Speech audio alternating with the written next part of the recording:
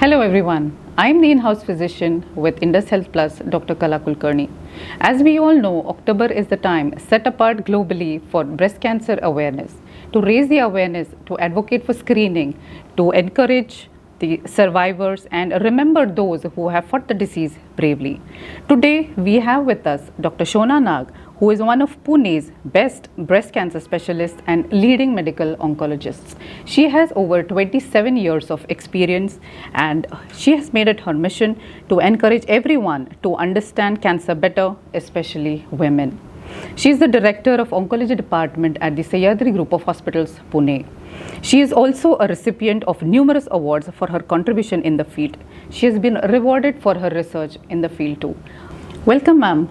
Thank you for taking your time for us, and we are very glad to have you on board. Thank you. Coming to the topic of discussion, ma'am, what are the early signs and symptoms of breast cancer and that the individual should be aware of, as you have seen innumerable number of patients? So, I'd like to, first of all, thank you very much for having me here. And October is celebrated every year as Breast Cancer Awareness Month. And I really think you're doing a great job because this disease is the most common cancer in India today. We are seeing a lot of young and old women affected with the disease. So when you ask me what are the early signs, Right. I'd like to mention that sometimes there are no signs for early breast cancer. The Right. breast may absolutely be normal, and that is why we encourage women over 35 and 40 to come in for screening, do a Right. breast mammography, do screening, because very small tumors that don't cause any problem, are not felt to the hand, Right. can be picked up. Nevertheless, we do encourage women after 20 to do a self breast exam every month, a week after their period. Right. How does this help them? This helps them to know what their normal is. So any feel of the breast which is different, which is abnormal, should be brought to the attention of a doctor. That's one. Two, any lump that you feel, that a woman usually feels while showering. That Right. is the commonest situation I get. Correct. That I was having a bath and I was soaping myself and I felt this lump, but it was not painful. So I didn't come to the doctor. Yes. So I'd like right. to point out that early breast cancer is never painful. Correct. So ma'am. in fact, when a lump pains, it is less likely to be harmful Right. than when it is painless. Exactly. Then don't forget that you can get lump in your armpits also. Correct. So any lump that you feel below your armpits and something that is not going for 2-3 weeks, don't sit on it. It could be just, 95% of breast lumps are benign. That is, they don't turn cancerous. So, Right. but don't wait at home. Get the doubt clarified. Go to your doctor. Later signs of breast cancer are any changes on the skin of the breast, any reddening, any orange peel appearance, a bloody discharge from the nipple, Right. an obvious, lump seam on one side of the breast, which is quite big, which is pulling the nipple in. So these are the signs of more advanced breast cancer. These were the points that you would like to differentiate, how to differentiate between a fibroadenoma and So a malignant type or a fibroadenoma cancer. is very common in younger girls. Nowadays, you must understand they are so stressed out. There are so many hormonal changes. The lifestyles are crazy. The diet is horrible. So Yeah. many preservatives. And this leads to the breast being a very sensitive organ to hormone changes because Right. it's entirely driven by estrogen and progesterone and the changes in a woman's body. So the diet affects the hormones affects the breast. So we're seeing a lot of fibroadenomas now, which are nothing but small mobile lumps in the breast. Right. These may be painful, these may be painless, but very, very rarely 0.01% do they ever lead to cancer. So it's nothing to worry about, but it's a good idea to come in and get it checked. Right. And some girls come with what we call a giant fibroadenoma. That is really, it's really large. It's distorting the breast. It's giving them, complexes. It's interfering with their day-to-day activity. Right. Then we advise removal. Or anything that is causing symptoms, then we advise removal of a fibroadenoma. But not always. How frequently should we be doing it, and at what age should we be starting to do it? I think that's a very, very important question, especially for the young women out there. we should start doing a self-breast exam as early as the age of 20. The right time to do it is 5 to 7 days after your period is over, when the breast is the most relaxed and least likely to be swollen. We recommend there is a way to do it. The first is inspection, that is looking at your breasts in the mirror. The second is feeling. When you feel, do not feel with your fingers like this. Feel with the flat of your palm or your fingers so that any lump will hit the flat. And this is to be done in a clockwise and anti-clockwise direction. You can do it sitting, standing, or lying down. Google has excellent instructions.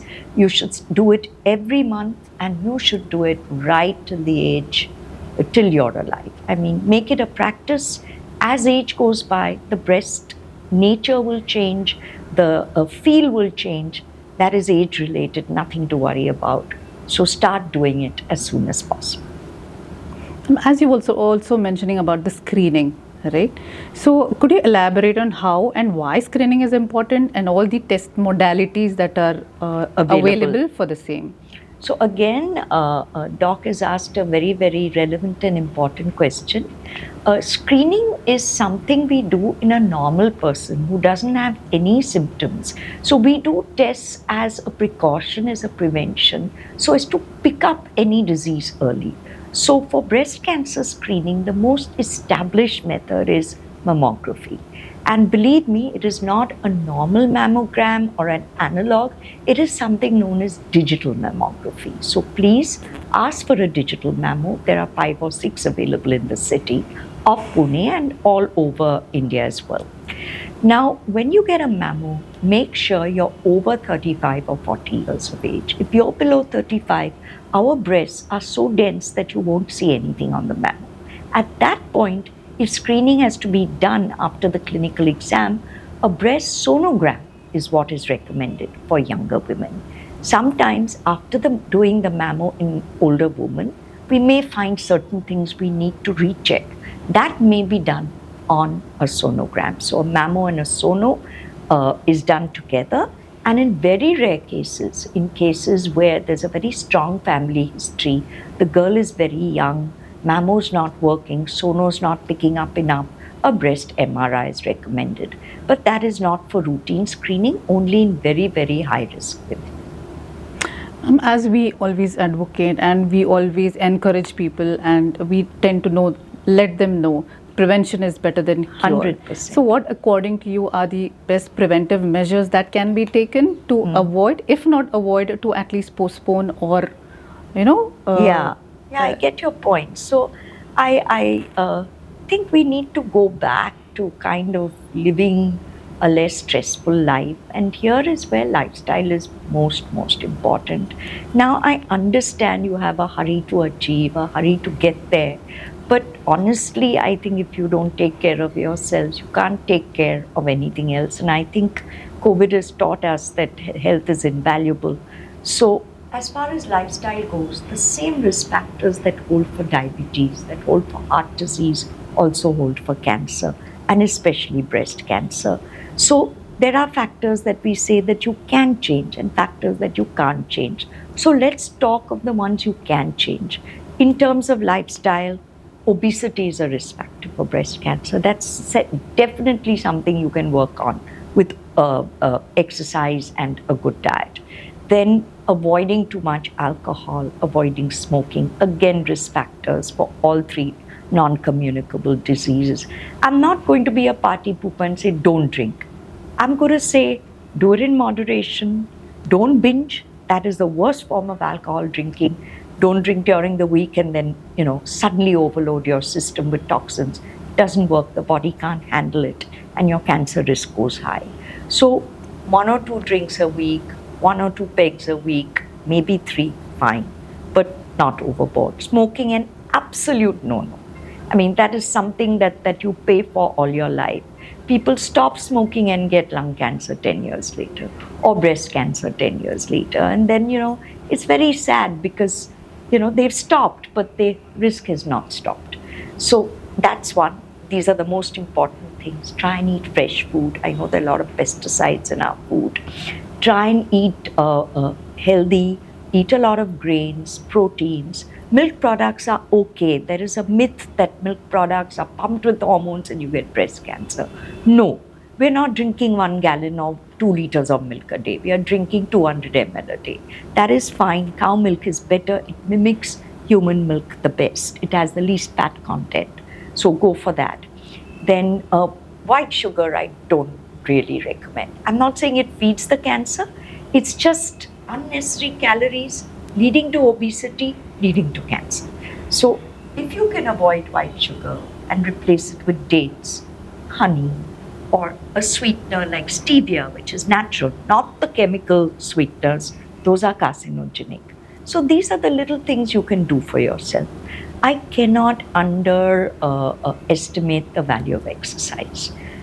30 minutes of aerobics 5 times a week, or 45 minutes 3 times a week, please do it. Please take out the time to do it. It really keeps you not only fit, it keeps cancer away. So these are important. When you eat food, eat vegetables and fruits which are orange, red, and yellow. They're full of antioxidants. Haldi is very good for you. It's an antioxidant.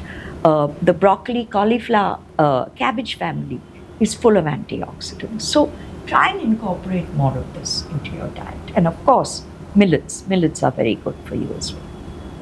And next, one of the most important questions and very frequently asked ones, ma'am, the usage of oral contraceptive pills. Does the usage of this lead directly to the breast cancer or increases the risk of cancer? Business about oral contraceptives, you must remember in the olden days when we got OCs, they were very, very high in estrogen.